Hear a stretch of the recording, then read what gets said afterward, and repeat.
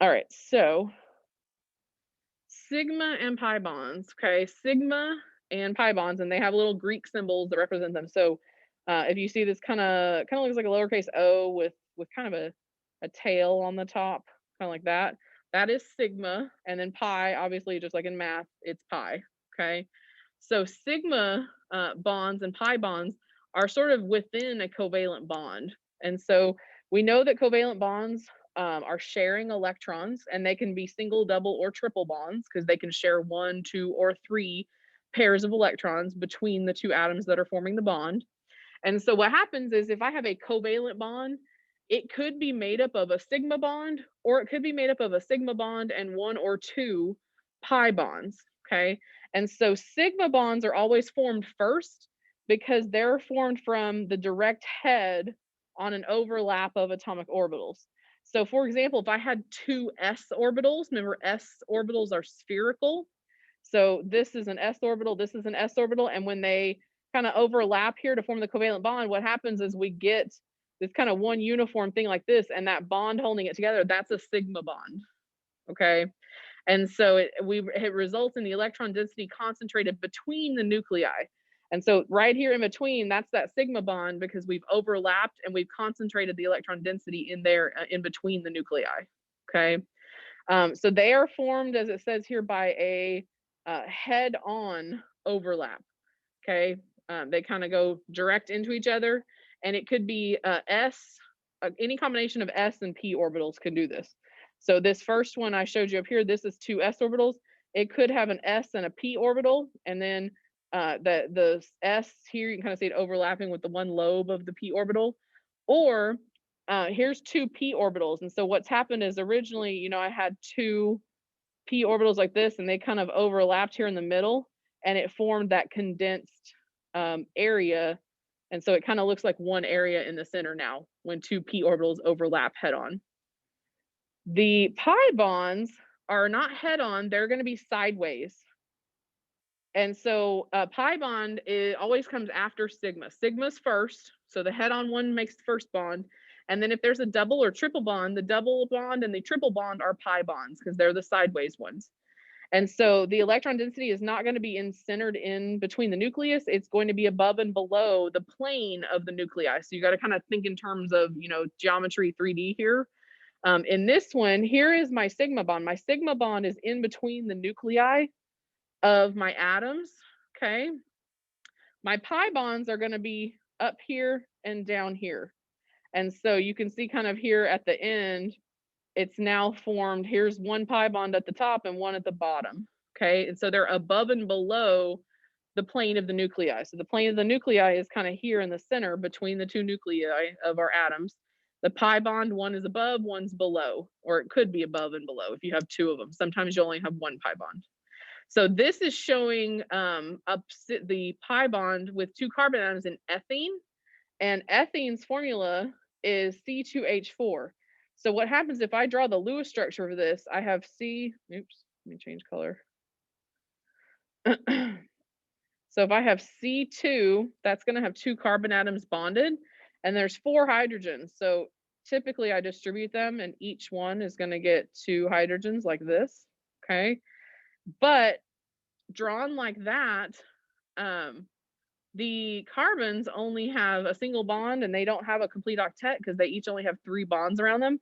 So this is going to be a double bond here. Okay. And so that's why there's a sigma bond and a pi bond here. Okay.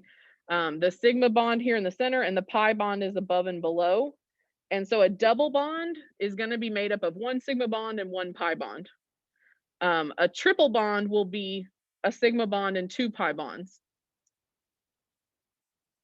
And so that's kind of what this next part says, is it just kind of summarizes. If you have a single bond, that's a sigma bond only. There are no pi bonds in single bonds.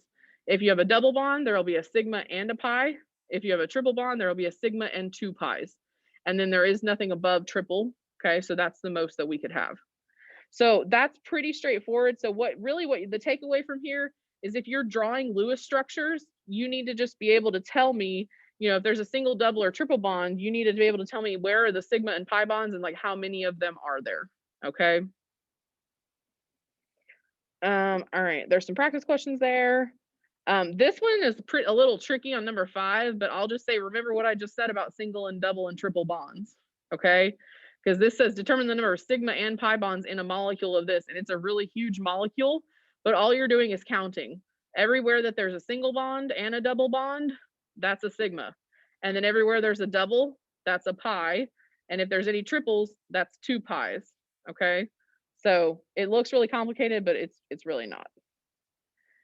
Okay, the second part today is formal charge. This has to do with Lewis structures. So when you're drawing Lewis structures for covalent compounds, sometimes there is more than one way you could draw something. So how do we know what the best way to draw it is? Because if there's more than one way to draw it that satisfies all of our octet rules, which one's better? And that's where formal charge comes in, is what you do is for each atom, each element in the compound, in the bonds, or in the molecule, excuse me, you take the number of valence electrons that it had at the beginning, and you subtract the number of non-bonding electrons that are drawn on it. So those would be the lone pairs.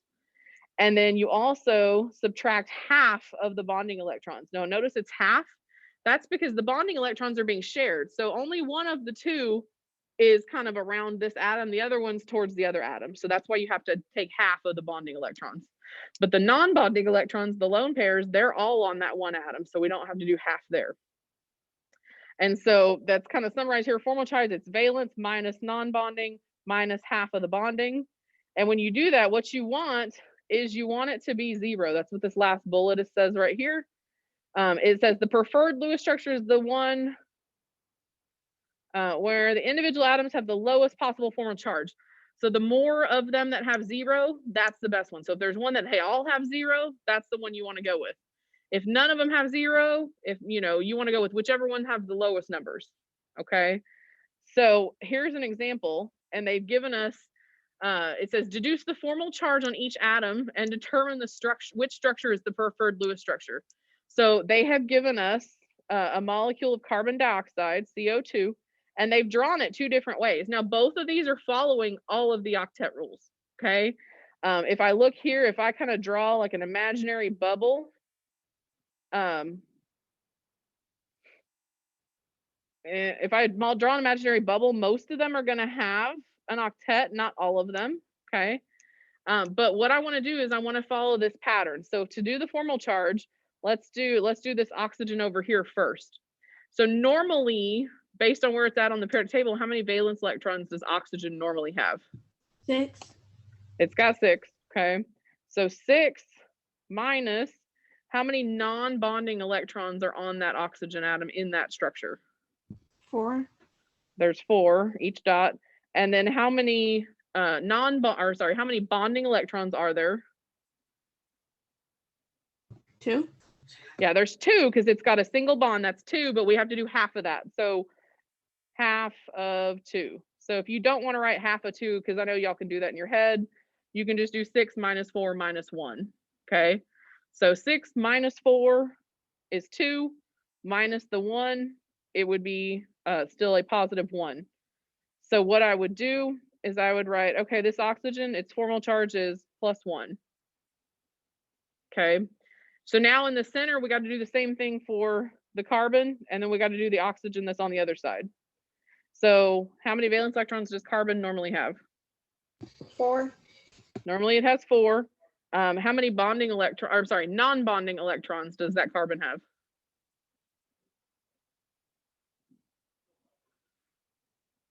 Does it have any lone pairs? No. Nope. So there's 0 there. So really we can just omit that. We don't even really have to do that step. Okay. Because if there's no lone pairs, there are no non-bonding electrons.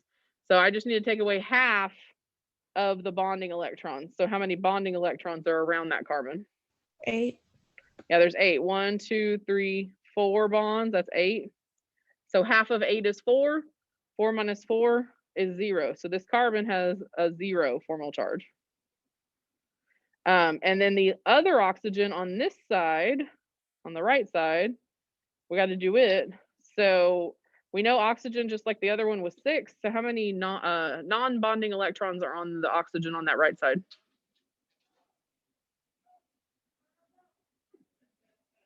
Jennifer, Curtis, are y'all alive?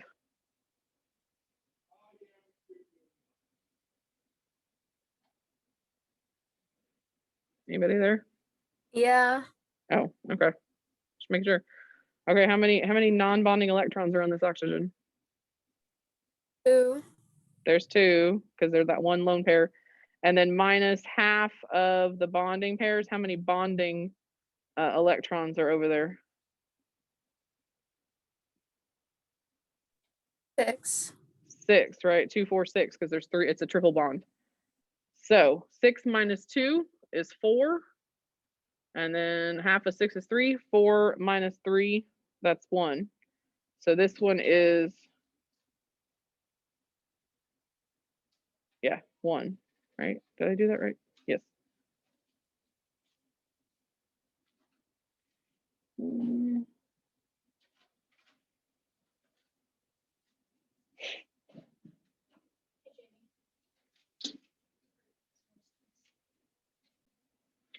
Okay, so we get a 1 on that one as well. So I'm gonna erase this area. And so this oxygen is +1 as well. So we got 1, 0. The carbon is 0, but both the oxygens are +1. So let's see what we get on the other one, okay? Because if we get more than 1, 0 on the other one, then the other one is gonna be the better one, okay? So this one, I'll show you a little trick, okay? See how this oxygen and this oxygen are drawn exactly the same way, like they both have a double bond and they both have 2 lone pairs. If that happens, if you have something like that where the bond and the lone pairs are exactly the same on that element and it's the same element, like they're both oxygen, you only have to calculate that one once, because guess what? The formal charges are going to be the same because it's drawn the exact same way and it's the same element, okay? So on this one, we really only need to calculate oxygen once because the formal charge is going to be the same for both of them. So keeping that in mind, we know oxygen is 6, just like it has been. How many non-bonding pairs are on the oxygen on that right molecule? 4. Okay, there's 4 non-bonding. So that's 2. And then 2 minus half of the bonding pairs. And how many bonding electrons are here? 4. 4, because there's a double bond. So half of 4. Oops, there we go. Half of 4 is 2. 2 minus 2 is 0. So that means both of these oxygens are 0 on this one. Now, if you look, the carbon, it's got, we know it has 4 valence electrons normally. How many non-bonding? Does it have any non-bonding electrons? No. No, because there's no lone pair. So we can kind of skip that step. So we really just need to subtract half of the bonding pairs. How many, I'm sorry, I keep saying bonding pairs. I should say bonding electrons. How many bonding electrons are on that carbon?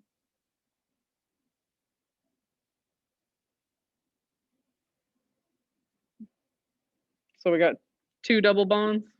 That's 4 bonds. So that is 8 electrons. Okay. So what half of 8 is 4, and 4 minus 4 is 0. So on the one on the right, all of them are 0. So which one is the preferred structure? The one on the right. One on the right, okay, because whichever one has more zeros, that's the one you want. And they could be negative numbers too. So this one, the one on the left, it had the oxygens were +1. Even if they were negative ones, the one on the right would still be better because it has all zeros. Okay. So what you have here is we'll look at a couple more here since we still have a couple minutes, but basically you're doing the same thing. And so every time you're shown something like this, you do that same process, and whichever one gives you more zeros or all zeros, that's the one you want. Okay. So there's sulfur dioxide, there's some N2O, and then there's the carbonate ion, because you can do this with polyatomic ions, okay? And then, there it goes. There's the carbonate ion. And then here's one where it just says identify the formal charge on each atom. So we're not really necessarily picking the best out of anything. We're just doing the formal charges. And then here, the last 2 on number 2 and 3, that's where you're doing just like on that example we just did. Okay. Assign formal charges and determine which is the preferred structure.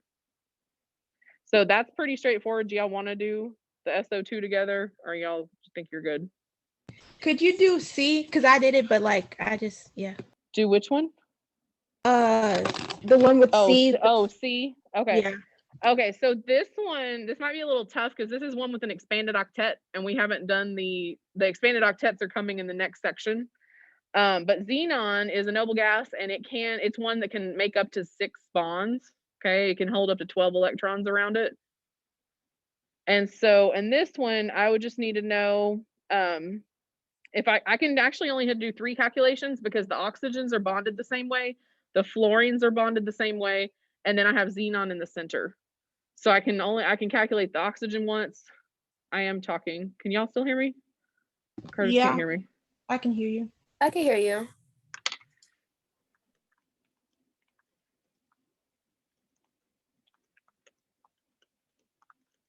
He just messaged me that he can't hear me.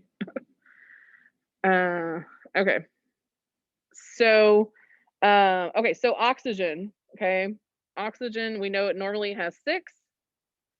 In the way that it's drawn here, it has 4 bonding electrons, and it has, and we'll do half, and it's got 2 bonding electrons. So 6 minus 4 is 2.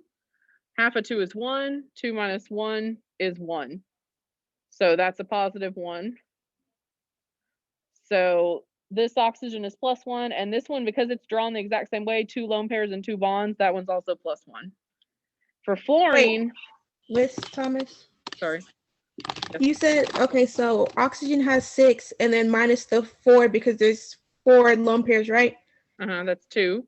And then how many bonded ones? So 6 minus 4 for non-bonding, minus half of, I'm sorry, you're right, I'm sorry, half of 4. I did that wrong. I always mess that up. I count bonds instead of total electrons because I keep mixing them up. Okay, so 6 minus 4 is 2. Half of 4 is 2, so this one is 0. Sorry. Thank you for catching that. Let me erase that. Okay. So 0 and 0 here.